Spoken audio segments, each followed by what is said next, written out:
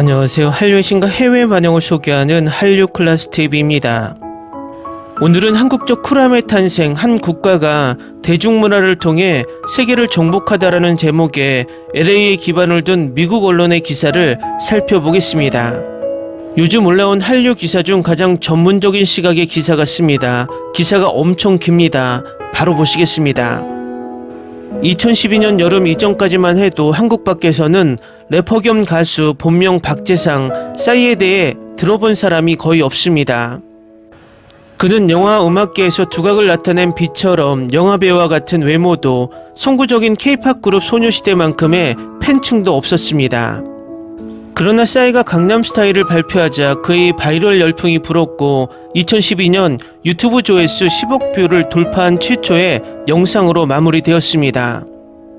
대중문화의 한류인 한류에 대한 관심은 수년 전부터 시작되었지만 싸이의 히트는 이 열풍의 세계적 확산을 극적으로 가속화했습니다. 이 현상을 한 한국 출신 미국 기자가 주목했습니다. 한국은 수년간 이런 일이 일어나기를 바랬습니다. 그녀는 제게 말합니다. 하지만 소녀시대나 다른 세련되고 젊은 매력적인 밴드가 해낼 거라고 생각했죠. 싸이는 K-POP 모델이 맞지 않지만 싸이가 없었다면 한국 문화가 이 정도로 폭발적으로 성장하지는 못했을 겁니다. 12세까지 미국에서 자란 한국계 미국인 홍은희 씨는 싸이가 풍자했던 서울의 부유한 강남구에서 10대 시절을 보냈습니다. 그녀의 이중 문화적 배경은 음악부터 메이크업, 드라마, 먹방까지 다양한 형태의 한류가 세계 문화를 재편할 준비가 되어 있다는 관점을 형성했습니다. 홍은희 씨는 2014년 저서 한국 쿨의 탄생, 한 국가가 대중문화를 통해 세계를 정복하는 방법의 초판에서 한류의 부상이 문화적 측면뿐만 아니라 정치적 측면도 강하다고 강조하며 1997년 아시아 금융위기에 절박한 한국 정부가 저인프라 경제 발전과 소프트 파워 확장을 위해 대중문화에 도박을 걸게 된 과정을 기록했습니다. 홍 씨는 한류를 한국 브랜드를 강화하는 전달 체계로 여겼지만 당시에는 한국의 전략적 목표를 달성하면 한류가 사라질 것이라고 생각했습니다.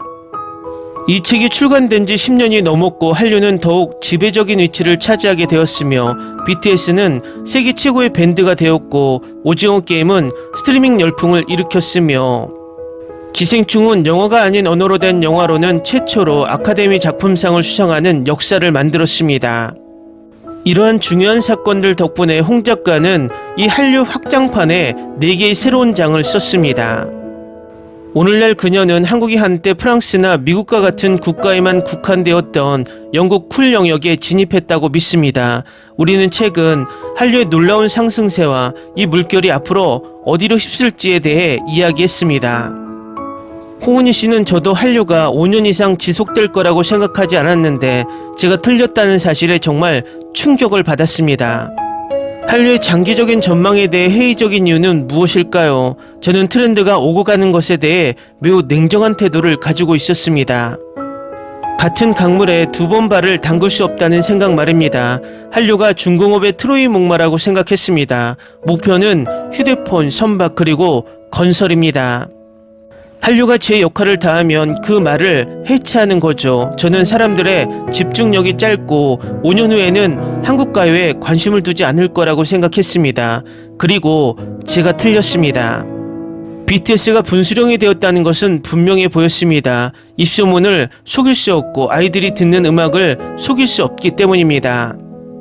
하지만 저는 사람들에게 기생충, 오징어 게임, BTS라는 3인조가 우연이 아니라는 것을 상기시키고 싶었습니다. 한국은 드라마가 화장품을 인기 있게 만들고 화장품이 드라마를 인기 있게 만들거나 드라마가 삼성 휴대폰 모델을 인기 있게 만드는 완전한 소비 생태계를 구축하고 있습니다. 이 모든 것이 선순환으로 여겨집니다. 제 독자 대부분이 미국인 아니면 적어도 서양인이기 때문에 후기 자본주의에 대한 대안이 있다는 것을 보여주고 싶었습니다. 한국은 초자본주의 국가이지만 동시에 정부에 대한 맹목적인 신뢰를 바탕으로 하고 정부 역시 산업에 대한 맹목적인 신뢰를 바탕으로 하는 나라이기도 합니다. 제가 전달하고자 했던 메시지는 바로 이것이었습니다. 공동의 이익을 생각하는 것은 서구적인 사고방식이 아닙니다. 미국은 너무 개인주의적이고 근시안적입니다. 5년 계획, 10년 계획에 대해 생각하는데 익숙하지 않습니다. 쉽게 지적할 수 있는 부분일지도 모르지만 우리는 복수심에 불타는 미국 행정부가 문화단체와 기관들의 재정 지원을 적극적으로 중단하고 파기하려는 모습을 실시간으로 지켜보고 있습니다. 저는 미국 대중문화의 미래를 관리하는데 정부가 더 적극적으로 나서는 모습을 보고 싶지 않습니다.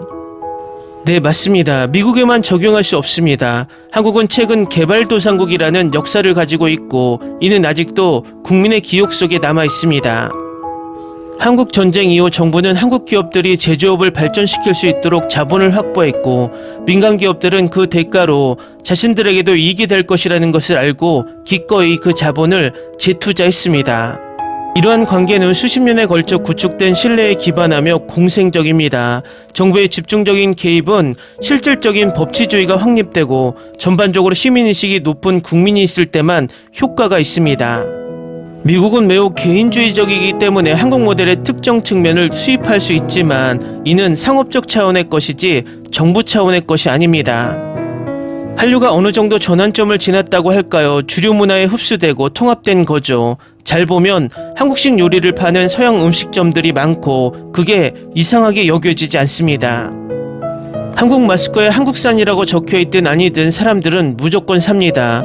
미국에서는 한국 문화에 대한 사람들의 인식이 아주 약간 바뀌었다고 생각합니다.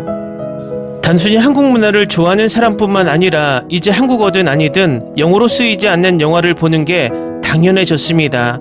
한류가 그런 변화에 영향을 미쳤다고 생각합니다. 미국과 전 세계 한국 대중문화 팬층은 놀라울 정도로 다문화적인 것 같습니다. 아시아인이나 아시아계 미국인이 창작하거나 공연하는 다른 대중문화에서는 이런 모습을 본 적이 없는데 영어가 아닌 언어로 된 대중문화에서는 더더욱 그렇습니다. 제가 처음 K-콘에 갔을 때 가장 먼저 눈에 띄었던 건 10년 전에도 관객이 5만 명이 됐다는 거였습니다. 온 사람들 대부분이 한국인은 아니었지만 유색인종이 압도적으로 많았습니다. 그들과 이야기를 나누면서 그들에게 익숙한 무언가가 와닿는 걸 느꼈어요. 예를 들어 한국 드라마는 텔레노벨라와 아주 비슷해요. 한국 드라마를 좋아하는 미국 외 사람들은 우리 문화권에서도 가족이 이렇게 보여요라고 말하곤 하죠. 할리우드가 아닌 그들에게 훨씬 더 익숙한 가족 구조를 보여주는 대안이 있다는 게 정말 신선하게 느껴졌어요. 하지만 단순히 친숙함 때문만은 아니죠. 그렇죠. 새 책에서 당신은 BTS 팬인 니나 페레즈를 인터뷰했는데 그녀는 이렇게 말합니다. 방탄소년단이 이성애자 남성들로 구성되어 있으면서도 애정을 표현하는 모습이 정말 충격적이에요. 서로에게 밥을 먹여주기도 하고요. 미국 문화에서는 남자아이들이 감정을 드러내는 게 허용되지 않아요. 서로 껴안거나 업혀주는 것도 금지되어 있고요.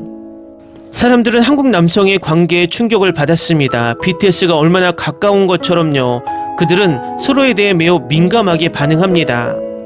어느 정도 중성적인 모습을 보이면서도 그것이 남성성을 위협한다고 느끼지 않습니다. 서구 사회에는 그런 모습이 없다고 생각합니다. 미국은 어떤 면에서는 매우 진보적이고 평등주의적이지만 성 정체성의 불을 지는 여전히 충격적입니다. 사람들은 대안을 보는데 익숙하지 않습니다. 한국은 미국을 왕좌에서 끌어내리는데 그다지 관심이 없다고 생각합니다. 한국은 전체 파이를 원하는 것이 아니라 더 큰 파이를 원했습니다. 한국의 초기 수출 전략은 미국이 무시하는 찌꺼기를 노리고 개발도상국을 공략하는 것이었습니다. 한국은 모든 것이 허황된 꿈처럼 보였던 매우 긴 야망의 시기를 거쳤고 사람들이 돈이 있으면 가장 먼저 무엇을 할지 알고 있었습니다. 이러한 이유로 K문화 열풍은 미국에서 두드러지기 전에 라틴 아메리카를 장악했습니다. 드라마는 스페인어뿐만 아니라 파라과이에서만 쓰이는 과라니어와 같은 지역방언으로도 번역되었습니다. 한국 드라마 K-팝이 소비자를 끌어들여 브랜드 충성도를 구축함으로써 아마도 20년 후쯤 이들 국가가 중산층 시장이 더 커지고 아이폰 대신 삼성 휴대폰을 사치품으로 여기는 시대가 올 것입니다. 한국의 소프트파워 성공을 모방하려는 다른 나라들이 있을 거라고 생각합니다. 특히 중국이 그렇습니다. 중국은 거대한 국내 문화 산업을 가지고 있지만 한류에 비견할 만한 문화 수출을 전무합니다. 중국이 수년간 한류와 비슷한 문화를 만들어내려고 노력해왔지만 성공하지 못한 데에는 몇 가지 이유가 있다고 생각합니다. 첫째, 한국은 중앙 집권화된 작은 나라이기 때문입니다. 뭔가를 해야 할 때면 민첩하게 대응하고 변화를 만들어낼 수 있습니다. 하지만 중국은 규모가 매우 큽니다. 다양한 민족, 종교, 언어가 공존하기 때문입니다. 중앙 집권적인 조직 체계를 갖추는 것이 훨씬 더 어렵습니다. 둘째, 더 큰 이유는 한국처럼 대중문화가 폭발적으로 성장하려면 표현의 자유와 언론의 자유가 보장되어야 한다는 것입니다. 검열이나 자신이 만든 것 때문에 감옥에 갈 걱정이 없는 사람들이 필요합니다. 중국 정부의 운영 방식에 큰 변화가 없다면 중국에서는 중류열풍 같은 일이 일어나지 않을 것이라고 생각합니다. 요즘은 젊은 백인 여성들이 쓴 한국 생활에 대한 소설 장르가 꽤 있습니다. K-팝 팬픽션이라고 부를 수도 있겠네요. 이런 종류의 소설을 시리즈로 내는 사람들도 있습니다. 만약 이런 장르가 유행하기 시작하고 한류가 더 이상 인종이나 한국인이라는 정체성과 관련이 없게 된다면 정말 흥미로울 것 같습니다. 기사 잘 보셨나요? 우리나라 그 누구도 싸이가 전 세계적으로 신드롬을 일으킬 당시까지도 한류가 아시아를 넘어 전 세계를 강타할지 아무도 예측하지 못했을 것입니다. 한류를 쫓던 이 기자 또한 5년 정도 붐을 일으키다 끝날 줄 알았다고 하니 한류의 세계적 현상은 우리에겐 정말 기적이 되었습니다.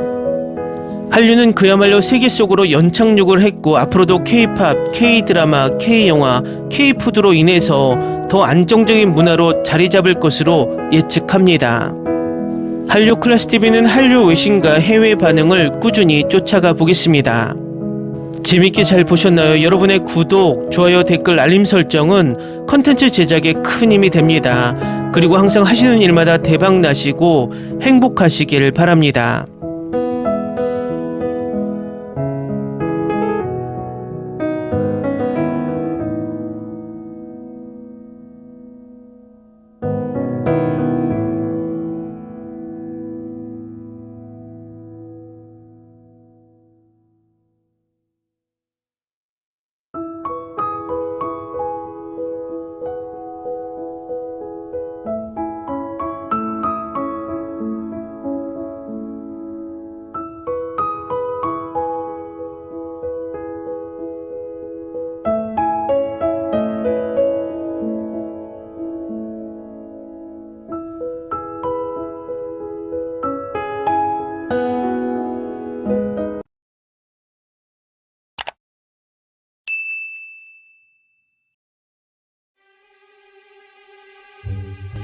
Ni se te ocurra.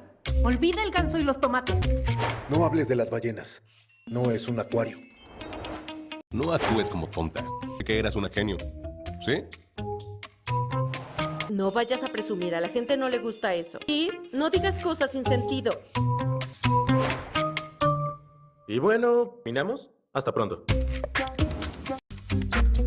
Abogada, tengo mucha curiosidad por conocerla.